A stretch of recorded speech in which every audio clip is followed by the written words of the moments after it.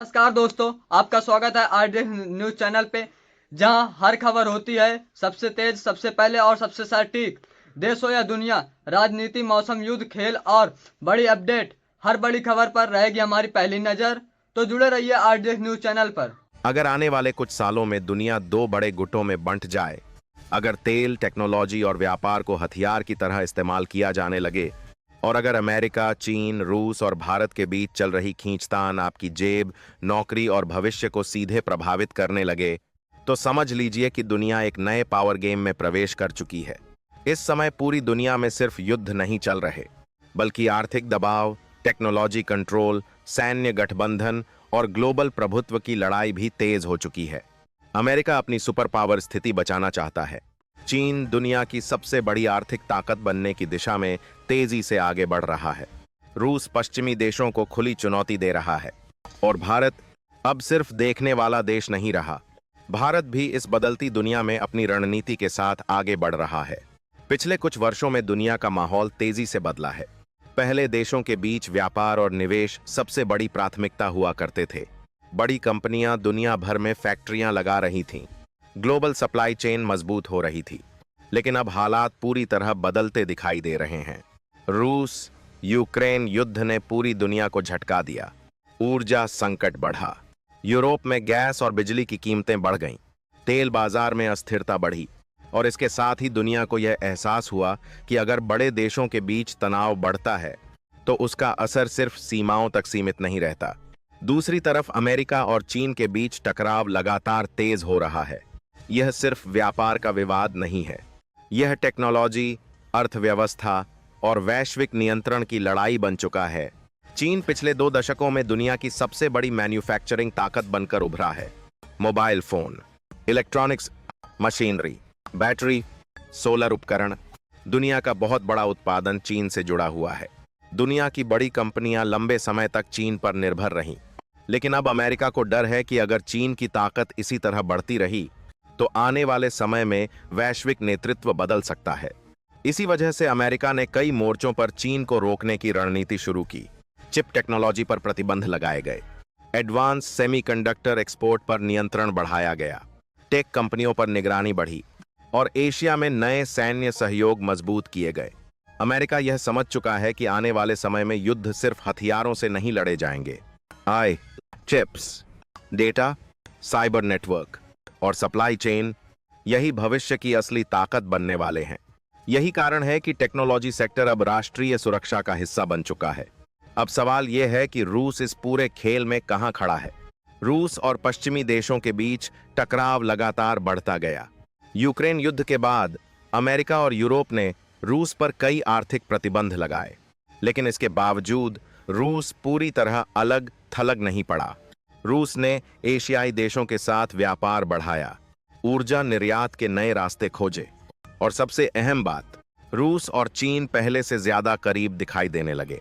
दुनिया के कई रणनीतिक विशेषज्ञ अब मानने लगे हैं कि वैश्विक राजनीति धीरे धीरे 2 ध्रुवों में बदल रही है।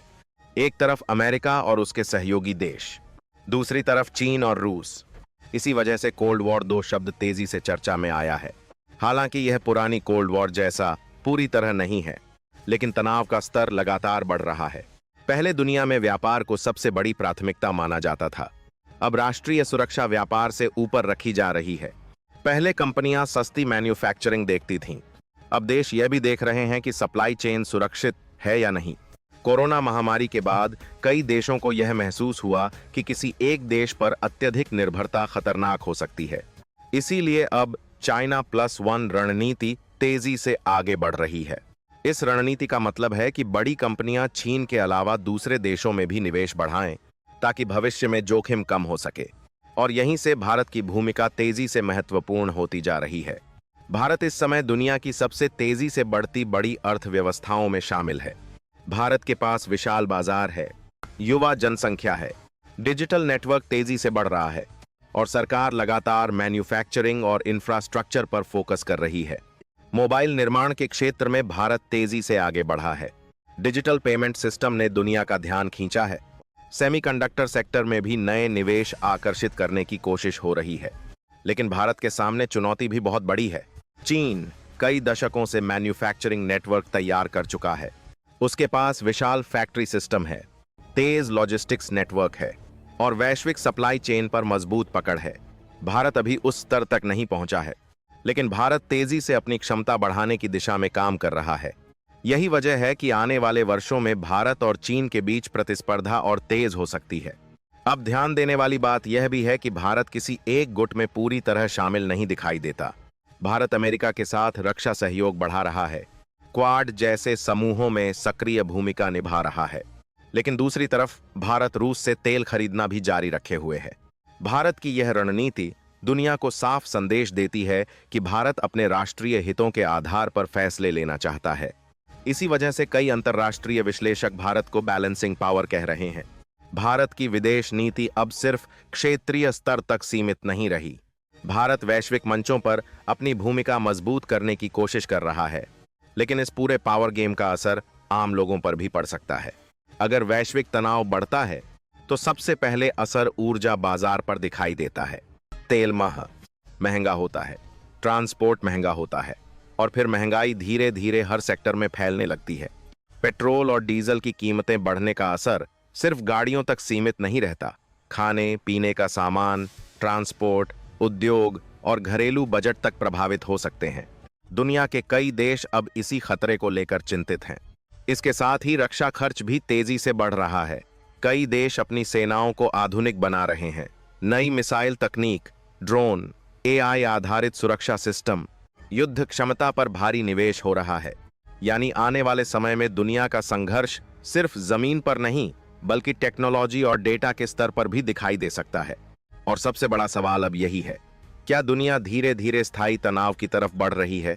क्या आने वाले वर्षों में अमेरिका और चीन की प्रतिस्पर्धा पूरी वैश्विक अर्थव्यवस्था को प्रभावित कर सकती है? और क्या भारत इस बदलते पावर गेम में खुद को सबसे मजबूत स्थिति में ला पाएगा?